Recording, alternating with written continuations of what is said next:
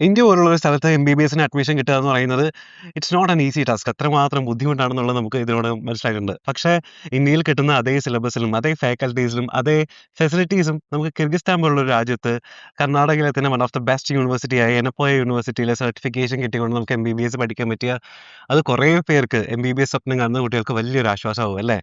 അങ്ങനെ കിർഗിസ്ഥാനില് സ്വന്തം കുട്ടിയെ പഠിപ്പിക്കുന്ന അവിടുത്തെ ഒരു പാരന്റ് ആണ് ഇന്ന് എന്റെ കൂടെ ഉള്ളത്. എറ്റി ടോക്കിൽ നമ്മളുടെ കൂടെ മുഹമ്മദ് കുത്തബ് സർ. സർ നമസ്കാരം.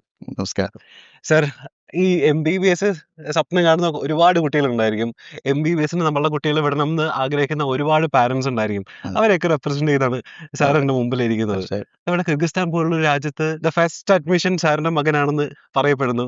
മകൻ അങ്ങോട്ടേക്ക് പോകുന്ന സമയത്ത് ആ യൂണിവേഴ്സിറ്റിയിൽ കണ്ട അല്ലെങ്കിൽ അവിടുത്തെ ക്യാമ്പസിൽ കണ്ട ഏറ്റവും വലിയ കോൺഫിഡൻസ് ആസ് എ പാരന്റ് എന്തൊക്കെയാ? തീർച്ചയായിട്ടും. ഞാന് സമാനമായ മറ്റെല്ലാ എം-ബി-ബി-എസ് പ്രോഗ്രാമുകളെ കുറിച്ചും ഒരു പാരന്റ് എന്നുള്ള നിലയിൽ നമ്മള് അന്വേഷിച്ചിരുന്നു. കാരണം ഒരു കുട്ടിയെ എവിടെ ചേർക്കണം എന്നത് ഒരു പാരന്റിന്റെ ഒരു പ്രധാനപ്പെട്ട സെലക്ഷൻ ഓഫ് കോളേജ്. നമ്മള് ക്യാമ്പസ് സെലക്ഷൻ, കോളേജ് സെലക്ഷൻ എന്നൊക്കെ പറയാറുണ്ട്.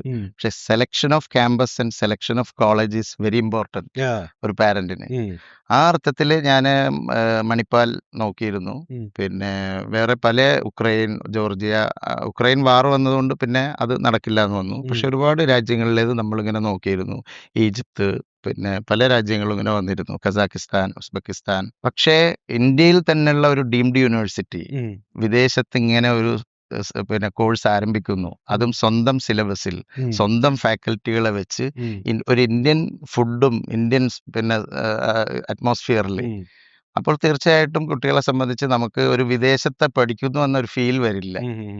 അത് നമ്മുടെ മക്കൾക്ക് നാട്ടിൽ തിരിച്ചെത്തിയാല് അത് അവർക്ക് വളരെയേറെ ഗുണകരമാകുന്ന ഒരു ഇന്ത്യൻ സ്ട്രീമിൽ തന്നെ പഠിച്ച് ഇന്ത്യൻ ഫുഡൊക്കെ കഴിച്ച് ഇന്ത്യൻ ഫാക്കൽറ്റിയിൽ നിന്ന് ആ കിട്ടുന്ന ഒരു അനുഭവം തീർച്ചയായിട്ടും ഏറ്റവും നല്ലതായിരിക്കും എൻ്റെ മകനെന്ന് അഹമ്മദിനെ ചേർക്കുമ്പോൾ അതാണ് അതിലെ ഒന്നാമത്തെ പരിഗണന. രണ്ടാമത്തത് ഏനപ്പോയ പോലെയുള്ള വലിയൊരു ബ്രാൻഡ്, ആ ട്രസ്റ്റ്, അത് തീർച്ചയായിട്ടും നമുക്ക് അറിയാം. ഏനപ്പോയ എന്ന് പറയുന്നത് നാക് A+ ഉള്ള ഒരു യൂണിവേഴ്സിറ്റിയാണ്. അതുപോലെ NIRF ആദ്യത്തെ 100 യൂണിവേഴ്സിറ്റികളിൽ പെടുന്ന ഒരു റാങ്കിങ് ഉള്ള യൂണിവേഴ്സിറ്റിയാണ്.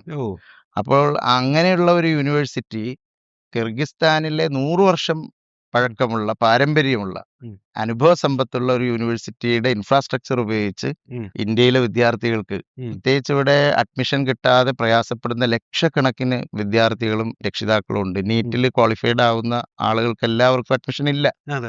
അപ്പോൾ കുറഞ്ഞ ചെലവിൽ നമുക്ക് ഇവിടത്തെ തന്നെ ഗവൺമെന്റ് ഫീസിലാണ് സത്യത്തിൽ ഈ ഒരു പ്രോഗ്രാം ഇപ്പോൾ ഏനപ്പോയ KNU ആയിട്ടുള്ള ടൈപ്പിൽ അവർ ഒരുക്കിയിട്ടുള്ളത്. അപ്പൊ ആ അർത്ഥത്തിൽ എന്തുകൊണ്ടും ഇപ്പോൾ നീറ്റ് കഴിഞ്ഞ് പിന്നെ നിൽക്കുന്ന കുട്ടികൾ ഇനി വേറെ റിപ്പീറ്റിനൊന്നും പോകണ്ട. അവരെത്രയും പെട്ടെന്ന് ഈ ഗവൺമെന്റ് ഫീസിൽ തുല്യമായ ഫീസ് നൽകി അവർക്ക് എത്രയും പെട്ടെന്ന് ഡോക്ടർമാരായി തിരിച്ചു വരാൻ കഴിയും. അതാണ് ഞാൻ അഹമ്മദ് കുത്തുബിനെ അവിടെ ചേർക്കുന്നതിനുണ്ടായ ഒരു പ്രധാന പ്രചോദനം. ഇതിപ്പോ ആള് അവിടെ ചേർന്നു, പഠനം തുടങ്ങി. ഇപ്പൊ ഇത്രയും നാളത്തെ ഒരു എക്സ്പീരിയൻസ് ഉള്ള നിലയിൽ ആസ് എ പാരന്റ് അവിടുത്തെ ക്വാളിറ്റിയിലും ഈ പറയുന്ന പോലെ ഫാക്കൽറ്റീസിലും സർവീസിലൊക്കെ എത്രമാത്രം സാറ്റിസ്ഫൈഡ് ആണെന്ന് പറയാം? അഹമ്മദ് അങ്ങോട്ട് പോകുന്നതിന് മുമ്പേ തന്നെ ഒരു ഏനപ്പോയ എക്സ്പീരിയൻസ്ഡ് പാരന്റ് ആണ് ഞാൻ. കാരണം ഇവന്റെ അഡ്മിഷൻ എടുത്തു കഴിഞ്ഞപ്പോൾ ആ വർഷം പോകാൻ കഴിഞ്ഞില്ല. കാരണം അവിടെ വർക്കുകളൊക്കെ നടക്കുന്നതുകൊണ്ട് പിന്നെ ജസ്റ്റ് ഒരു 3 to 6 month ഡിലേ വന്നു. ആ സമയം വേസ്റ്റ് ആക്കാതെ അവരെന്ത് ചെയ്തു, ഒരു ബ്രിഡ്ജ് കോഴ്സ് അവിടെ ഏനപ്പോയിൽ കൊടുത്തു.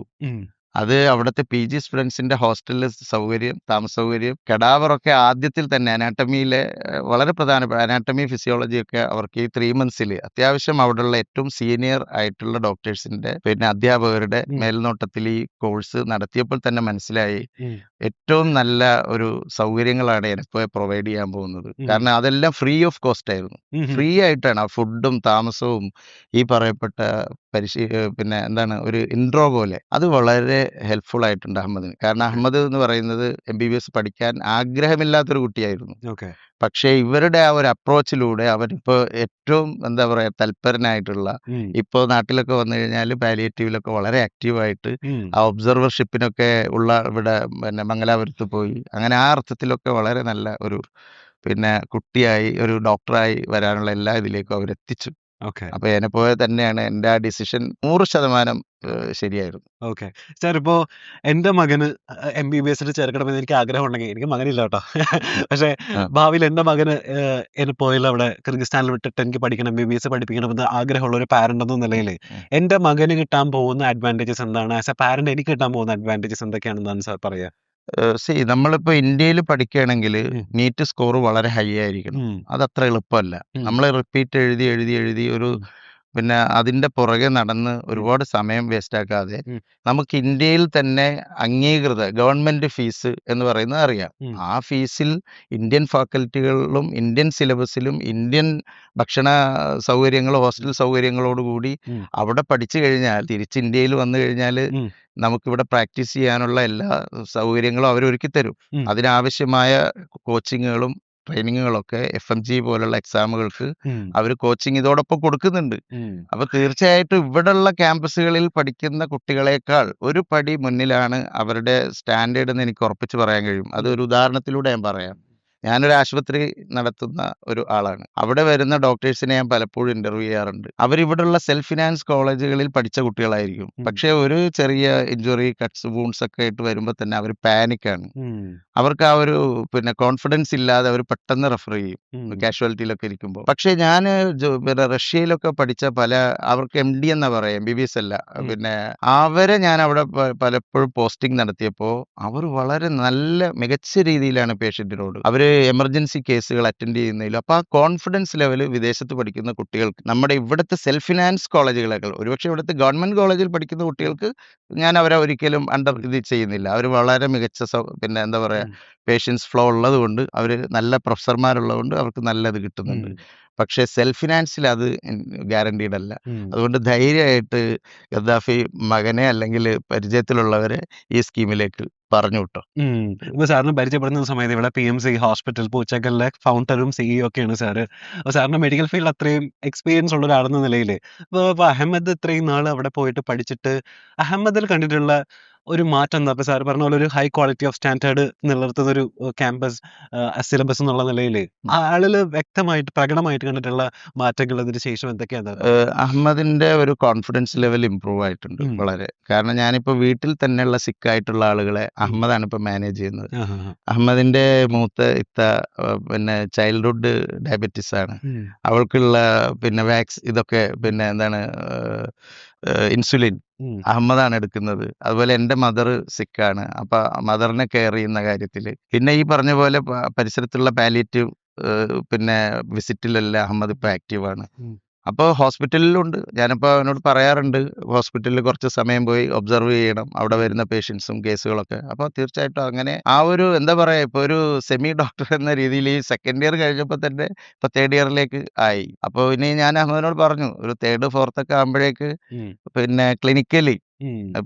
പ്രാക്ടീസ് ചെയ്ത് തുടങ്ങണം. കാരണം ആ ഒരു എക്സ്പോഷറാണ് ഈ ഒരു പ്രോഗ്രാമിൽ ഏറ്റവും വലിയ ഹൈപ്പ്. കാരണം അത് ഏനപ്പോയക്ക് സ്വന്തമായ ഹോസ്പിറ്റലുണ്ട്, ഏനപ്പോയക്ക് മെഡിക്കൽ കോളേജ് ഇന്ത്യയിലുണ്ട്. ഇപ്പൊ എന്നെ സംബന്ധിച്ചിടത്തോളം എനിക്കും ഹോസ്പിറ്റലുണ്ട്. ഉം. അപ്പൊ അഹമ്മദിന്റെ കാര്യത്തിൽ തീർച്ചയായിട്ടും Yeah. അവന് എല്ലാവിധ സൗകര്യങ്ങളും കിട്ടുന്നുണ്ട്. ഉം. അത് മറ്റുള്ളവർക്ക് കൂടി ആ രീതിയിൽ കൊടുക്കാൻ ഞങ്ങൾ തയ്യാറുമാണ്. ഉം. നമ്മുടെ ഹോസ്പിറ്റലിൽ ഇന്റേൺഷിപ്പോ ഉം. ഒബ്സർവർഷിപ്പ് ഒക്കെ ഞങ്ങളും അങ്ങനെ കുറച്ച് കുട്ടികൾക്ക് കൊടുക്കുന്നുണ്ട്, അവർ വരുന്നുണ്ട്. ഓക്കെ. സർ, നമ്മളുടെ മുമ്പിൽ ഒരുപാട് പ്ലന്റി ഓഫ് ഓപ്ഷൻസ് ഉണ്ട്. ഇപ്പൊ MBBS ഒക്കെ പഠിക്കാൻ വേണ്ടിയിട്ട് ഇപ്പൊ ജോർജിയയിലേക്കും ചൈനയിലേക്കൊക്കെ ഈ പറയുന്ന പോലെ കടൽ കടന്നു പോകുന്ന കുട്ടികൾ നമ്മളുടെ കൺമുന്നിലുള്ളതല്ലേ. അതെ. അപ്പോൾ അത്തരം പ്രോഗ്രാമുകളെയൊക്കെ കമ്പയർ ചെയ്തുകൊണ്ട് ഇപ്പൊ ഇവിടുത്തെ മാത്രം അഡ്വാൻറ്റേജ് അല്ലെങ്കിൽ അതിൽ നിന്നൊക്കെ ഇവിടെ എത്രമാത്രം വ്യത്യസ്തപ്പെട്ടിരിക്കുന്നു എന്നാണ് സാറ്? വളരെ നല്ല ചോദ്യമാണ് ഗദ്ദാഫി. കാരണം എന്താണെന്നറിയോ, നമ്മുടെ കുട്ടികൾ എന്ത് പഠിക്കണം എന്നത് വിദേശത്തുള്ള ഒരു യൂണിവേഴ്സിറ്റി അല്ല തീരുമാനിക്കേണ്ടത്. ഇന്ത്യയിലെ സാഹചര്യങ്ങൾ വെച്ചിട്ട്. കാരണം India is one of the largest population കൺട്രിയാണ് ഇന്ന് വേൾഡിൽ. അപ്പൊ ഇവിടുത്തെ ഒരു ഭാവി എന്ന് പറയുന്നത്, നമുക്ക് ഇവിടെയുള്ള ജനസംഖ്യാനുപാതികമായി ഡോക്ടർമാരില്ല.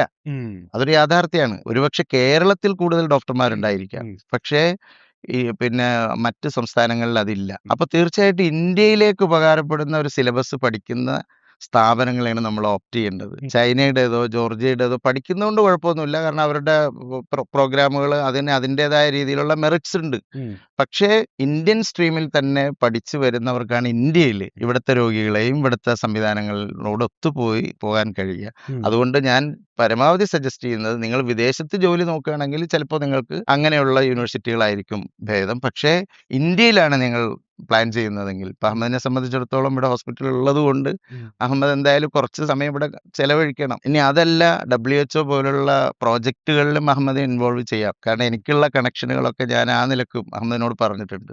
നമുക്ക് അതുമൊക്കെ ഉപയോഗപ്പെടുത്തി എന്ത് ചെയ്യാം, ഒരു ഇന്റർനാഷണൽ സ്പേസിലും വേണമെങ്കിൽ അവന് സർവീസ് കൊടുക്കാം. ഓക്കെ.